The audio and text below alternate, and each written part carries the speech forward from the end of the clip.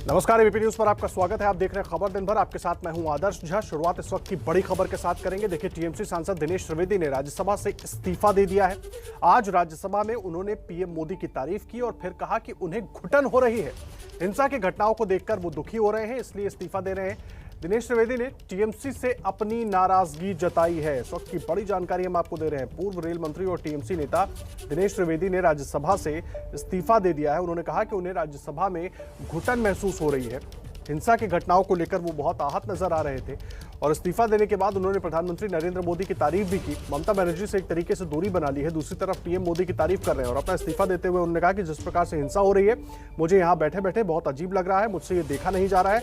हम करें तो आखिर करें क्या? हम एक जगह तक सीमित है। पार्टी के भी कुछ नियम होते हैं, इसलिए मुझे घुटन महसूस हो रही है और उधर अत्याचार हो रहा है। साथ ही उन्होंने कहा कि तो मेरे आत्मा की आवाज कह रही है कि यहां बैठे बैठे अगर आप चुप रहो तो कुछ नहीं कहो, उससे अच्छा आप यहां त्यागपत्र दे दो। इस प्रकार से वायलेंस हो रहा है हमारे प्रांत में, जिस प्रकार से लोकतंत्र में कुछ भी हो, तो मुझे यहां बैठा बैठा बड़ा अजीब लग रहा है कि मैं करूं क्या। हम आते हैं उस देश से जहां रविन्द्रनाथ टैगोर, सुभाष चंद्र बोस, खुदीराम और वो जो कविता होती है ना कि एमुन देश कोथाय पा खुजे पावे गो ना गो तुमी, सेजे होच्छे आमार जन्मभूमि। असल में हम जन्मभूमि के लिए ही है और कुछ नहीं। और मुझसे ये देखा नहीं जा रहा कि हम करें तो क्या सीमित है। एक पार्टी में है तो पार्टी की डिसिप्लिन है और I am grateful to my party that they have set me here. मगर मुझे अब थोड़ी घुटन महसूस होती कि हम कुछ कर नहीं पा रहे, उधर अत्याचार। तो मेरी आत्मा की आवाज आज ये कह रही है, और वो स्वामी विवेकानंद जो कहते थे, arise awake and stop not till the goal is reach. तो आज मुझे आत्मा ये कह रही है कि यहां बैठे बैठे यदि आप चुपचाप रहो और कुछ नहीं कह सकते हो, उससे अच्छा है कि यहां से आप त्यागपत्र दो और जाके बंगाल की भूमि में इसके लिए ड्यू प्रोसेस है। माननीय चेयरमैन साहब को कहता हूं, मैं आज यहां से इस्तीफा दे रहा हूं और देश के लिए, बंगाल के लिए हमेशा हमेशा जिस प्रकार लिए भी एक ड्यू प्रोसेस है। माननीय चेयरमैन साहब को आप लिखित दें। बहुत बहुत हम राजनीति में क्यों आते हैं? देश के लिए आते हैं। सबसे सर्वोपरि होता है देश। अभी 2 दिन पहले बस 2 मिनट, माननीय प्रधानमंत्री और गुलाम नबी आजाद दोनों, एक सत्ता पक्ष एक विपक्ष, मगर अपनी भावना देश के लिए थी। सर, आज मेरे जीवन में भी ऐसी घड़ी आई है। वो जब रेल मंत्री थे सर, उस दिन भी मेरे जीवन में ऐसी ही घड़ी आई थी जब निर्णय करना पड़ा कि देश बड़ा है, पक्ष बड़ा है कि खुद अपने आप बड़े हो। मेरे गुरुजन, मेरे हाँ 2 मिनट सर, मेरे सर, हम ज्यादा बोलते नहीं है कभी, मैं जानता हूं पर चूंकि मेरे सर गुरुजन, मेरे माँ बाप, जब मुझे बेस्ट पार्लियामेंट का अवार्ड मिला था तभी भी मैंने ये कहा था कि मुझे उस लायक बनाया।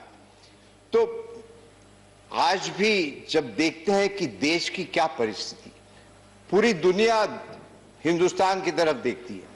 कोविड का भी जब हुआ, दुनिया देख रही थी कि किस प्रकार हिंदुस्तान आगे निकलेगा। बहुत अच्छी तरह सबने मिलकर, जैसे प्रधानमंत्री ने बताया कि 130 करोड़, मगर नेतृत्व उनका था। और उस पर बात करने के लिए मेरे सहयोगी कुंतल चक्रवर्ती इस वक्त सीधा जुड़ गए हमारे साथ। सीधा उनका रुख करते हैं। कुंतल, 2 बातें हैं। एक तो अचानक इस हृदय परिवर्तन का कारण क्या है? क्योंकि जिस तरीके से दिनेश त्रिवेदी राज्यसभा में बोल रहे थे, संकेत कुछ और मिल रहा था। क्या इसके पीछे की वही कहानी है जो कहा जा रहा है कि पिछले 1 महीने से बीजेपी के संपर्क में थे? देखिए, कारण कुछ भी हो, लेकिन कहाँ रिजाइन किया, ये सबसे बड़ी बात है। ये अगर आजकल राजनीति में क्रिकेट के परिभाषा में राजनेता बात कर रहे हैं, अगर मुझे क्रिकेट के परिभाषा में ये कहना है तो कोई टीम का कप्तान या सबसे बड़े जो प्लेयर में से एक है, वो मैदान पर आकर 2 बॉल खेलकर कह रहा है कि नहीं मुझे अब नहीं खेलना है, दूसरे टीम में खेलना है। ये एक बड़ी झटका है, क्योंकि इनको ये सबसे बेहतरीन पार्लियामेंटेरियन में से माने जाते हैं। दूसरी बात यह है कि ममता बनर्जी के स्ट्रैटेजिस्ट में से एक है, और मेरे साथ कबीर शंकर बोस भी है, जो बीजेपी के बंगाल के प्रवक्ता है। क्या आपको लगता है बीजेपी में शामिल हो रहा है दिनेश त्रिवेदी? देखिए, त्रिवेदी जी जो आज संसद में कहे हैं कि बंगाल में इतना वायलेंस हो रहा है और वो कुछ कर नहीं सक रहे, इसीलिए वो रेजिग्नेशन दे रहे हैं, बहुत ही सम्मानीय व्यक्ति है, सीनियर पार्लियामेंट्री है, वो नेतृत्व से बात करे। ये हम लोग का भी स्टैंड है। बंगाल में जो हिंसा हो रहा है, वायलेंस हो रहा है, कोई कुछ कर नहीं सक रहा, ये हम लोग का भी स्टैंड है। उनका भी मत एक है, हम लोग का मत एक है, तो हम लोग से चर्चा करें, उनको स्वागत है। आप सुन सकते हैं बीजेपी स्वागत कर रहा है यहाँ दिनेश त्रिवेदी का। आपको जो मैं बता रहा था कि बहुत ही बेहतरीन पार्लियामेंटेरियन है, स्ट्रैटेजिस्ट है तृणमूल कांग्रेस के, और कुछ ही दिन पहले भी ऐसा लग रहा था कि चुनाव से पहले जो की मेंबर्स होंगे, जो स्ट्रैटेजी बनाएंगे तृणमूल कांग्रेस के लिए, उनमें से एक होंगे दिनेश त्रिवेदी। और कुछ ही दिन पहले, मतलब चुनाव घोषणा के कुछ ही दिन पहले उनका रेजिग्नेशन, ये बहुत ही बड़ा झटका है तृणमूल कांग्रेस के लिए। इसी को मैं समझना चाहूंगा, हमारे दर्शकों को भी थोड़ा समझाइए ममता बनर्जी के लिए, क्योंकि अब चुनाव के मुहाने पर प्रदेश खड़ा है। ऐसे में ये झटका कैसे वो संभाल पाएंगी, और जो स्ट्रैटेजीज की हम बात कर रहे थे, और खुद वो एक बड़े स्ट्रैटेजिस्ट हैं, तो ऐसे में बहुत कुछ देखना होगा ममता बनर्जी को आगे भी। हाँ बिल्कुल, चाहे भले ही ये ममता बनर्जी खुद ना कहे, या फिर तृणमूल कांग्रेस को जो बड़े नेता है वो आज भी कह सकते हैं नहीं दिनेश त्रिवेदी भी चले गए हैं, तो ये भी कोई बड़ा झटका नहीं है और तृणमूल कांग्रेस चुनाव जीतेगी, कह सकते हैं, वो कुछ भी कह सकते हैं, लेकिन ये मानना ही पड़ेगा, क्योंकि सबसे बेहतरीन पार्लियामेंटेरियन में से वो एक है। ये मैं नहीं कर रहा हूँ, दूसरा कोई नहीं कह रहा है, ये सबके सामने है। और इतने सालों से वो जो स्ट्रैटेजी बनाते हुए आए हैं, तृणमूल कांग्रेस के कोर मेंबर में से एक है, ये सबको पता है। तो इसीलिए, और कौन से मंच पर उन्होंने जाकर कहा कि मैं तृणमूल कांग्रेस से अभी दूरी बनाना चाहता हूं, तो ये मंच भी बहुत अहम है। इसीलिए सबको मिलाकर अगर देखा जाए तो ये एक बहुत ही बड़ा झटका है, इसीलिए मैं कर रहा हूँ। इसे प्रदेश की सेवा करना चाहता है, देश की सेवा करना चाहता है, समाज की सेवा करना चाहता है, उसका टीएमसी में कोई सम्मान नहीं है, और टीएमसी में वह रह ही नहीं सकता। और विशेषकर भुआ, पीसी और बाइपो के अहंकार के कारण कोई भी स्वाभिमानी व्यक्ति टीएमसी में नहीं रह सकता। मुझे लगता है कि दिनेश जी ने बहुत देर कर दी।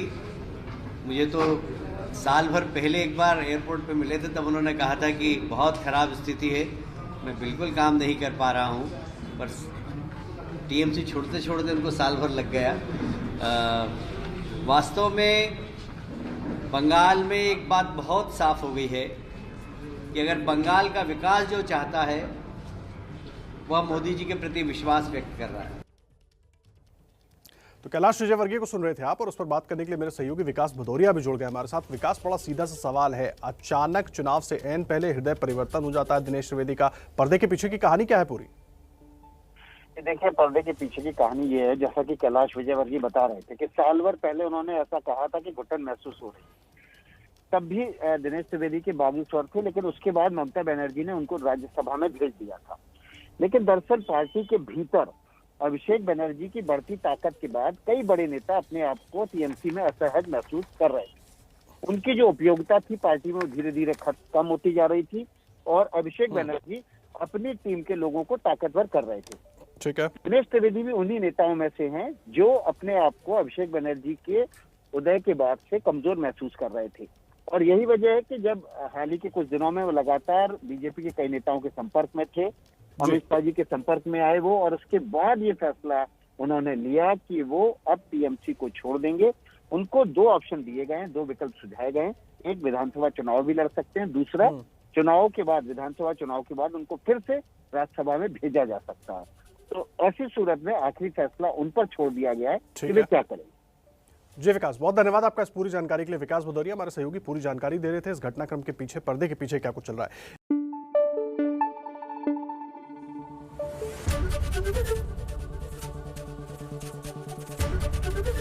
एबीपी न्यूज आपको रखे आगे।